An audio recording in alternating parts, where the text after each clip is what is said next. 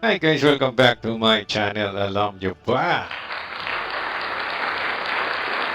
So guys, meron naman tayong video na i-react. At ito ay galing kay The Most. Sabi nga niya dito, Philippine Navy Weapon Systems. Ano-ano nga ba mga weapon systems ng ating Philippine Navy? So nakalagay ito sa ating mga barko. Ano-ano kaya itong mga idolo? So alawin natin guys. Panoorin na natin. Otto Melara.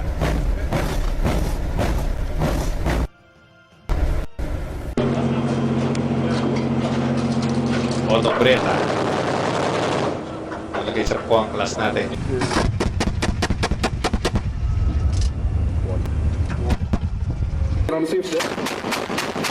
Kapitingan class.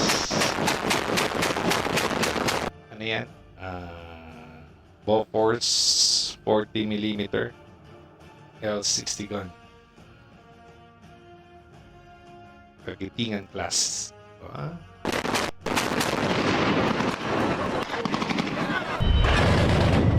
Dapat marami tayong ganito eh.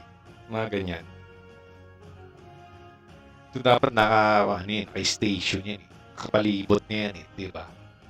Talagang doon na naka-station yan. Para, yun nga, nakadepensa na tayo. Meron na tayong pang-depensa. Hindi yung kailan na malapit na doon na tayo mag-station. Pero okay naman din yun. Basta nasa malapit na area lang. Pero dapat marami tayong ganyan. Pang anti-air. Na ganyan, di ba? Kailangan natin naman. Lalo na maraming mga missile or pwede kaya sa missile, no? Pwede sa drone yan. Pwede. Pwede sa aircraft yan. Lalo sa mga fighter jet ng kalaban. Yan. Kailangan natin ng maraming ganyan eh. Kasi kahit na hindi natin madepensa air to air yan, kahit sa surface man lang, eh maano natin yan, matira natin yung mga fighter jet nila o drone nila o ano man. O missile pa nila kung kakayanin, di ba? Why not, di ba? Pero sobrang bilis ng mga missile, ewan ko lang kung kakayanin yan. Pero yun nga, mas maganda pa rin na marami tayong ganyang system, yung Bofors na yan. Di ba? Kasi sa kakulangan natin ng kagamitan, yan lang ang pwede nating maasahan din na pang-depensa sa mga anuman, na mga nanggagaling sa air or anuman sa surface, di ba? So, sana, i-ano na yan, padamihin pa nila yung mga ganyan natin. Yan,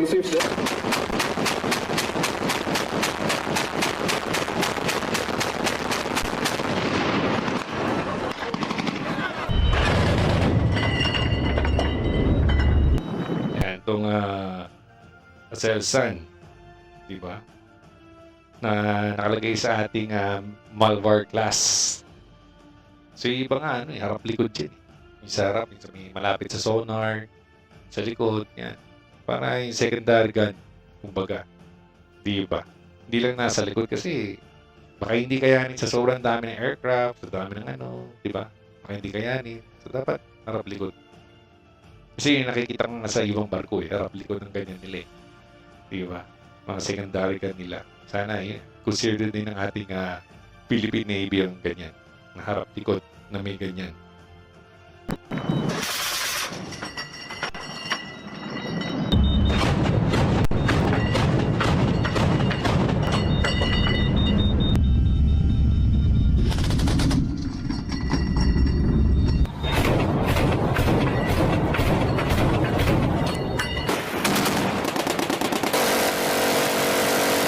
Bushmaster.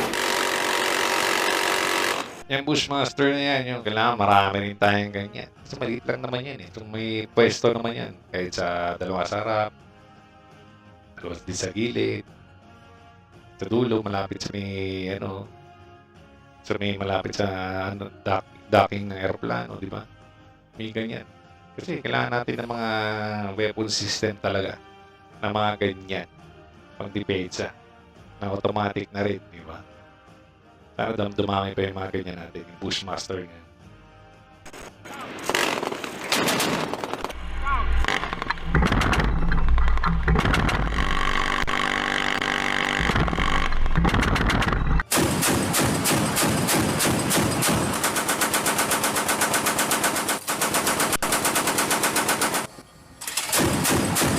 stick yun, di ba? Dalawang gun. May maliit, may mahaba. Stick. Di ba? So, fitted saddle pillar, Cyclone, Jose Rizal, Andrada, and Nasito class. Hindi natin nabanggit yung mga ano kanina. Yung Bushmaster na to na 30 millimeter gun, sa Rizal class and Acero class na nakalagay. Diba? Bushmaster na to, 30mm. Ito naman, yung 25mm, yung sa Del Pilar nga, Cyclone, and sa Andrada classes, and Nasito classes, 25mm. Meron na pala eh. This stick.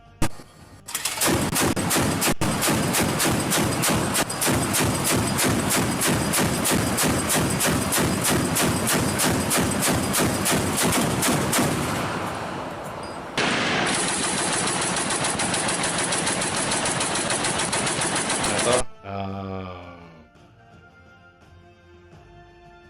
Mark 4, 20 millimeter. Will guy. 70 caliber gun fitted on LST 1 LST 542 class. Ano ba yun?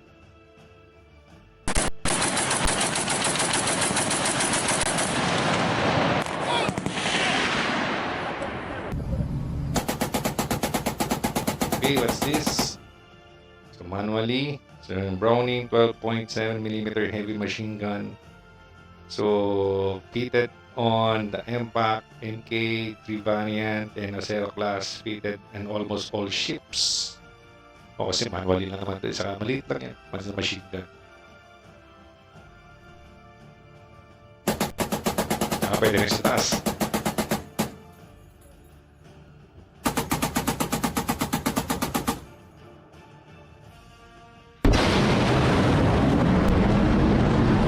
C-Star. Rizal. Nakaka-disappoint lang kasi dahil dalawa-dalawa lang C-Star eh. Dapat apat-apat eh, di ba? Marami tayong power capability, di ba? Sa ating Jose Rizal class. Dalawa-dalawa lang eh. Dapat apat-apat na lang sana.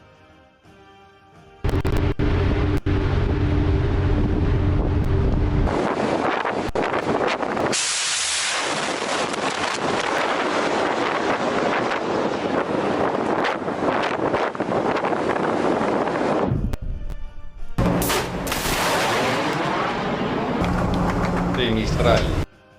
So, dalawa-dalawa lang din yung missile na yan. Diba? So, dagdagan pa. Sana. Isa Safran nga na missile system din.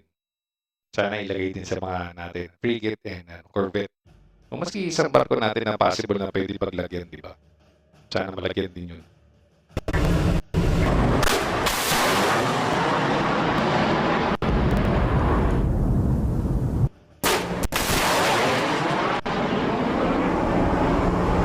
Sana lagyan din ng yung Corvette natin ng ganito. Ng Mistral, di ba? Stick din kasi. Maraming capability, di ba?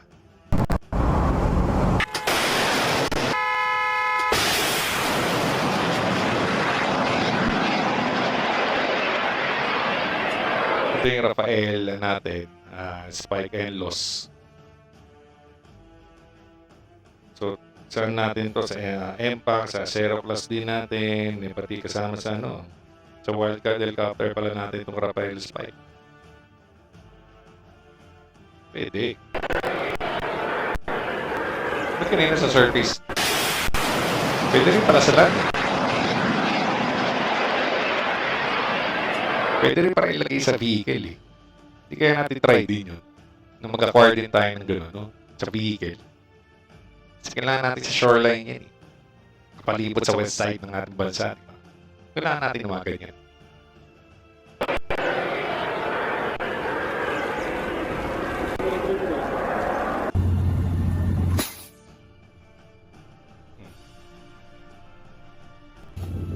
Torpedo.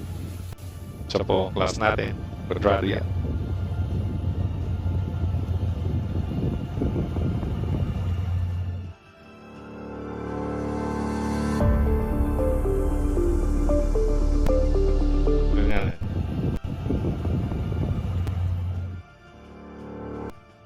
So yung Otto Melara or 76mm 62 caliber gun fitted on Boang class, Del Pilar, and Jacinto class fitted on Ocelsal and Miguel Malvar class.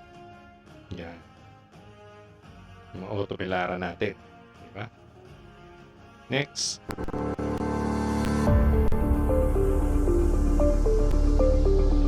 Yung Otto Breda natin na 40mm 70 caliber twin gun, yan, fitted sa Boang class natin na Conrado Yap. Yan yung sinabi yung secondary gun. Meron siya sa harap, meron din siya sa likod. Diba? Stick.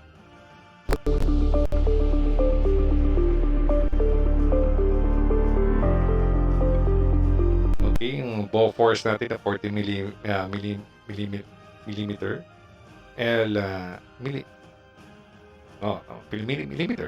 L60 gun. Yan. So, kagiting ang classes na. Sana marami tayong ganyan. Yan. Di ba? Meron nga tayo pero konti pa yun. Sana i-acquire din natin itong mga ganitong klase na armaments.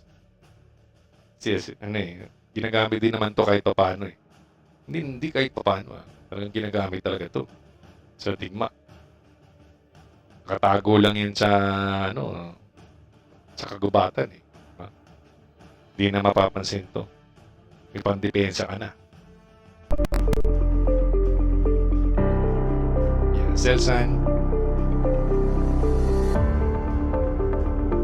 Bushmaster. So Rizal fitted on Zero class. Yan.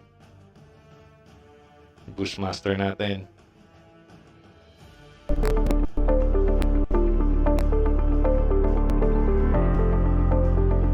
Bushmaster. Okay. 70 caliber gun fitted sa 10 class. Yan. Okay. Manually ito eh. Manually, di ba? Manually.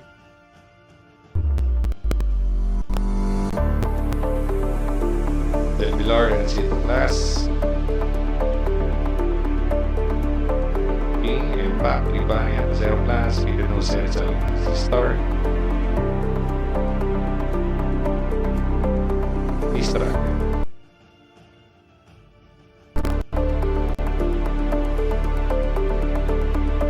Okay. Mark 46.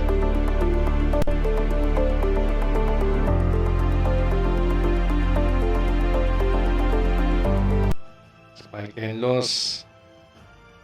Yan. Wildcat natin. Saka sa Zero class natin.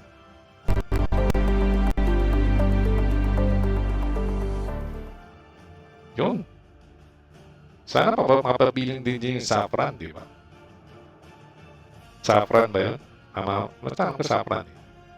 Sana mapabilang din yun. Ilagay din natin sa mga barko natin. I-consider din ng ating Department of National Defense yun, di ba? Stick din yun. Pang-depensa. Diba?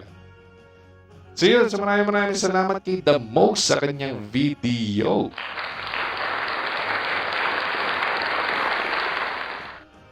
So sana madagdagan pa yung mga weapon system natin na ikakabit sa ating mga barko. So abang-abangan na natin kung mayroon tayong mga bago. So maraming salamat kay The Most. So ilalagay ko sa description down below ang kanyang full video, pati po kanyang YouTube channel. Huwag niyo po kalimutan mag-subscribe po sa kanya. Huwag niyo po kalimutan mag-subscribe po sa akin, hit niyo po yung notification bell at yung like button. At huwag niyo po kalimutan i-follow po ako sa Facebook page. Alam niyo ba? So dito na tayo tatapos guys. Maraming salamat po sa lahat. Ingat po tayo lagi and God bless us all. Bye-bye.